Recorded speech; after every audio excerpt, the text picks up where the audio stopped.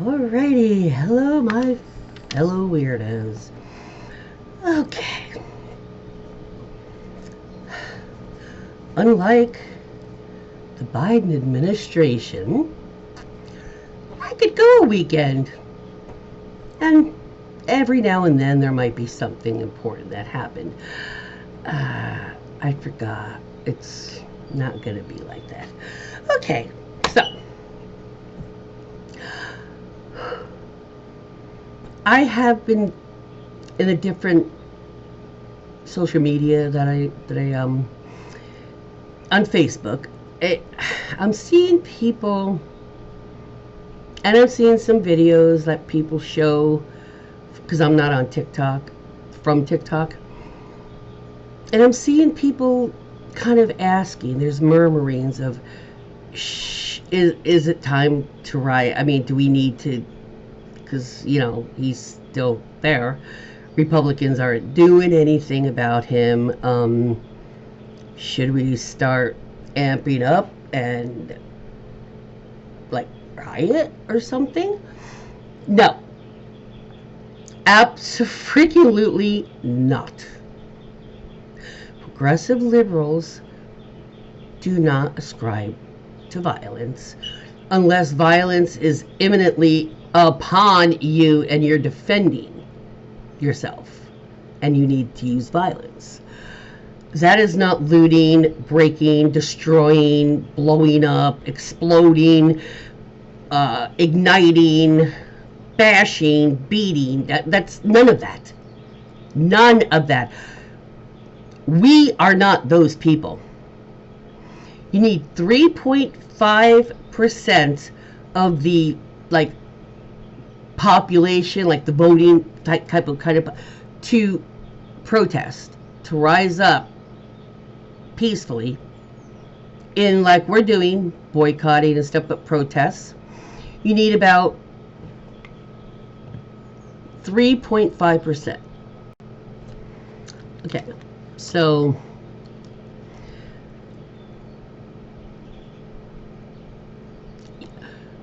it's estimated that the April 5th was about 5.2 million, including the big and the small protests. And the one that was over the Easter Passover weekend on the 19th, I think last I saw was 4.2 million. We are getting there. But you're also, it's not just the protests, it's the economic blackouts. It's the boycotting particular companies. It's the call. It's not just the protesting. That it's a conglomeration of all the different ways, but it's all because of the same central issue, the administration. They're still talking about BLM. They call them the riots. But yes, a few got stupid. But this is what they'll do. They'll encapsulate the entire era of that into the violence that the progressives showed, and completely blot out, one, the reason, and two, it was a huge minority of those protests that turned violent. The majority of them were nonviolent, but they had to glom on to the handful that weren't, and hold those up as the example, when all of these were peaceful and just these kind of tiny bit weren't. And all of them weren't. They just said the Floyd protests, they were. Don't give them that. Number one, we don't give them that. Number two, we don't do that. Liberal, progressive type people, that's not our mind thought. Our mind thought is preservation. It's the weekend. My mouth's taking a day off. Um, I'll have to communicate with my eyes. um, Absolutely not. No violence, no rioting, protesting, protesting only. One of the things I keep trying to say is I know the one chant that people know is hey, hey, ho, ho, whatever, whatever has got to go. It's a catchy tune, that's why people like it. It's easy to remember, it's short, and you can do it with whoo, whoo, right? You can get some of that anger out instead of rioting. The hippies had it. Oh, they chanted. And the thing is, when you chant, you can get all that aggression out just in your voice. You know what I'm saying? It does help. It helps. Especially when there's anti-protesters trying to out-scream, you know what I mean? Type of out, get in front of you or something like that.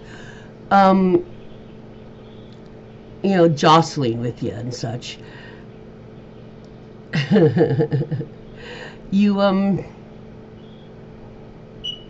can get a lot of frustration, anger, all of that out in a voice, especially if you're not a typically emotionally, you know, expressive person in public. I am.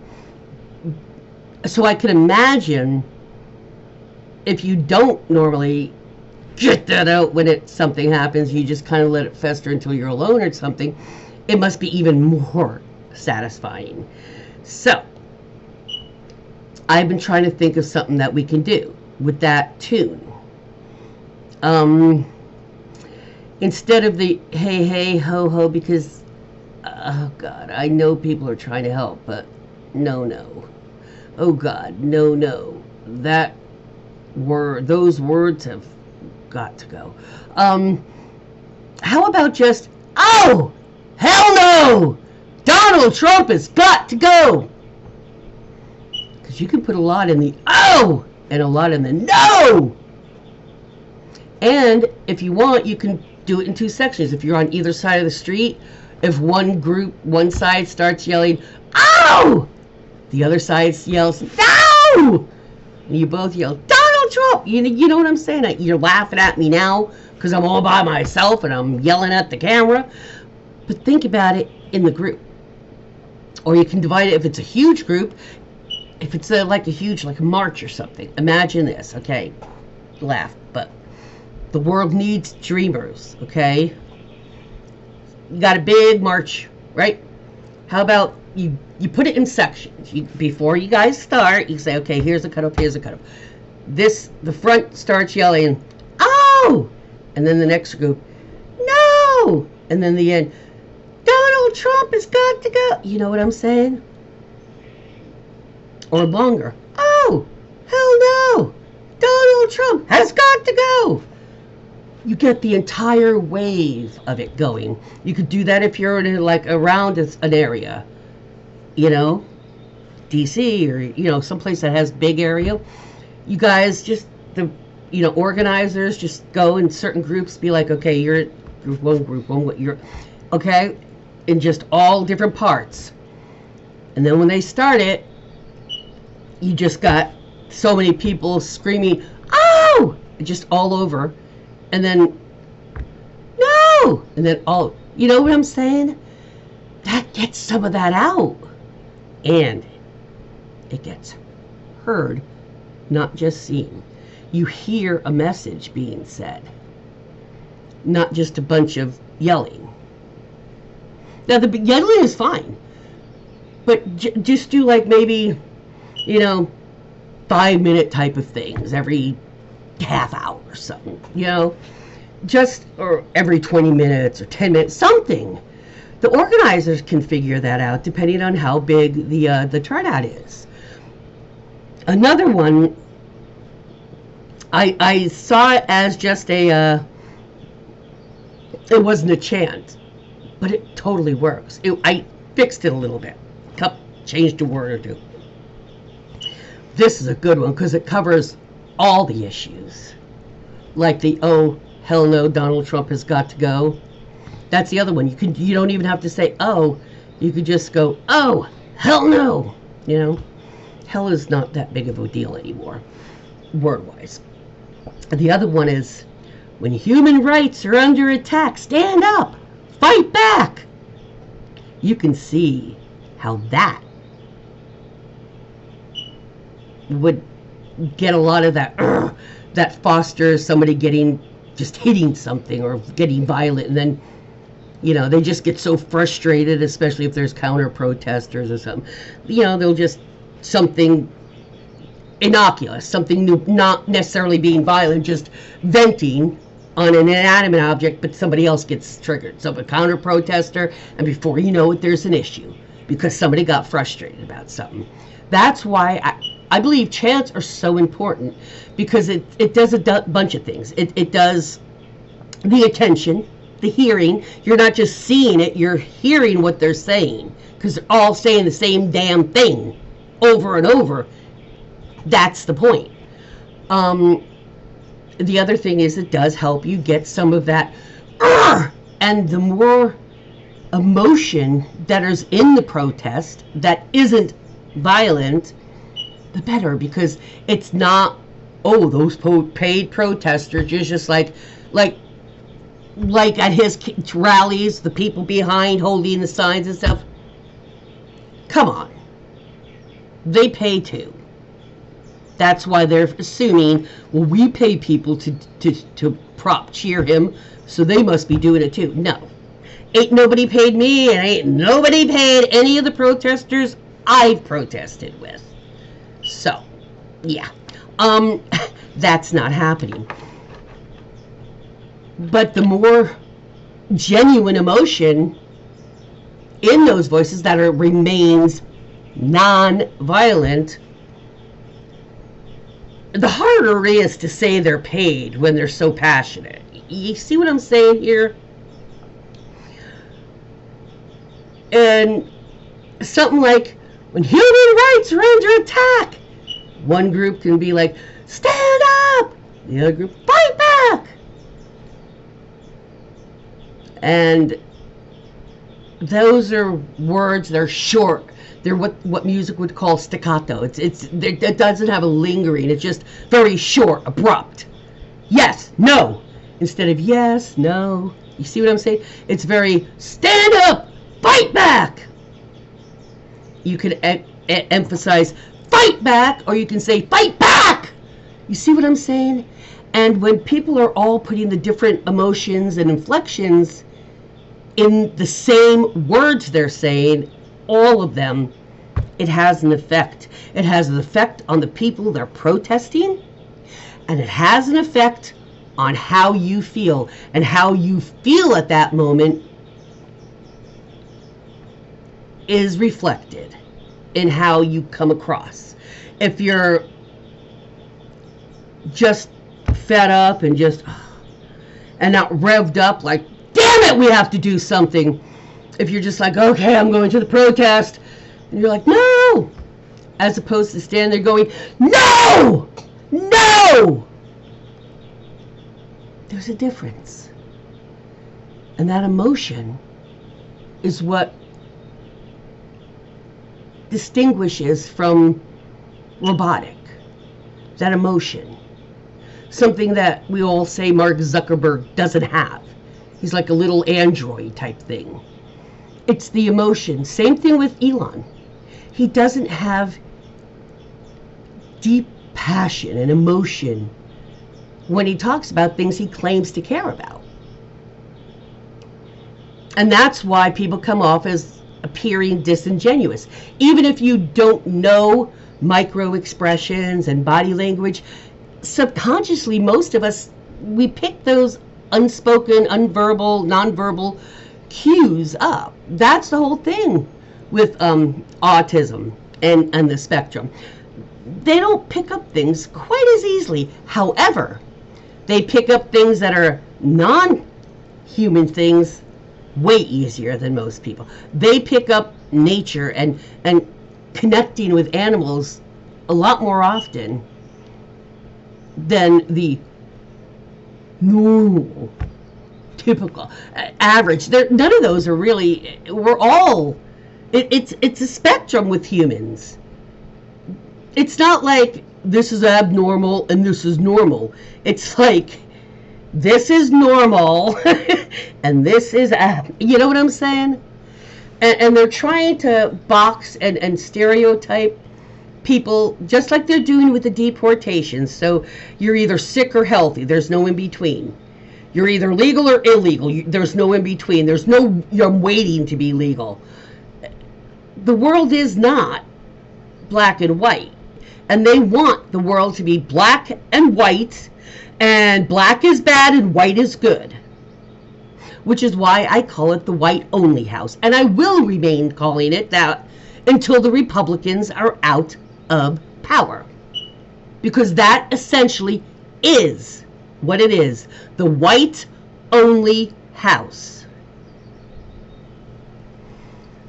But violence is not acceptable. Not acceptable. I can yell it louder, but some people learn by visually remembering things, so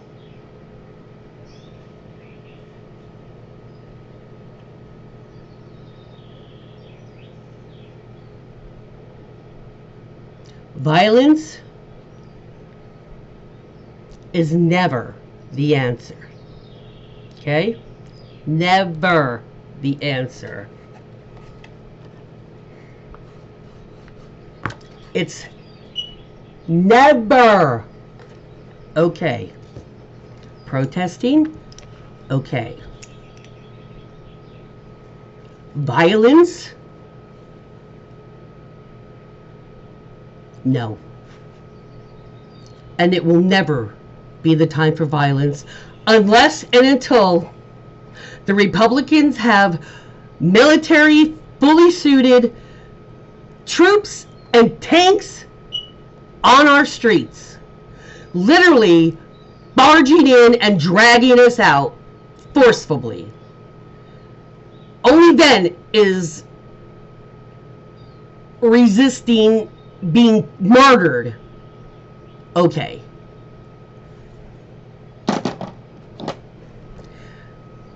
That's the tea. There's a lot more can be done with everything I mentioned. And we still maintain our dignity, and we maintain our beliefs and our stances. We do not cross our lines that we make for ourselves, for our moral lines.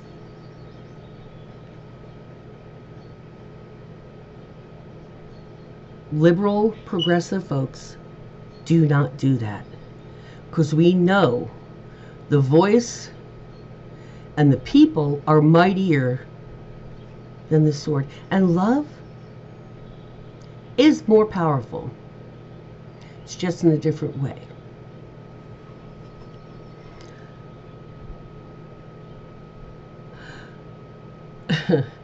But the fuck around and find out part is at times a little satisfying, and I will admit that. But just on the people that were so loudmouth about Daddy Trump, those people, I don't enjoy watching people suffer, but when they're braggadocious and arrogant and obnoxious, and then it turns around and and they're reveling and with glee when things are happening to other people that they deem unacceptable. But when your non-American wife or husband is drug out by ICE, all of a sudden you're pleading with President Trump, please. They were doing the right thing. They were legal. Those people Well, you did get what you voted for. Isn't that what you were screaming for? You want what you want? Well, you got what you wanted. Why are you crying? Oh, you didn't think it would happen to you. So you only care about due process and laws and equality when it affects you negatively. Got it.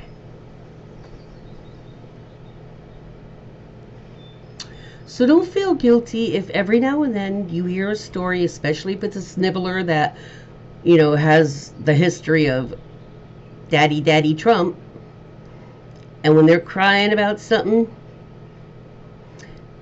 don't feel bad if you just get just a tiny bit of, it's not necessarily pleasure, it's more of an well, I told you so.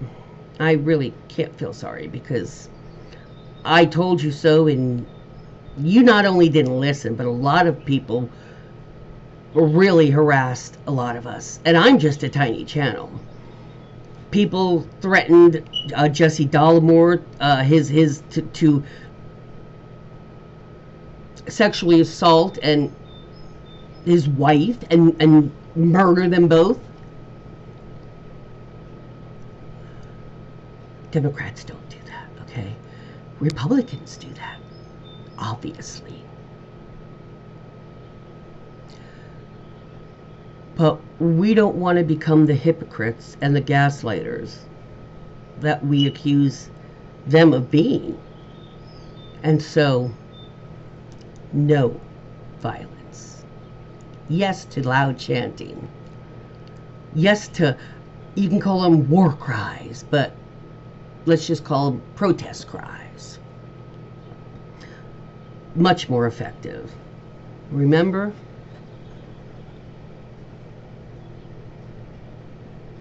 It's so bright out.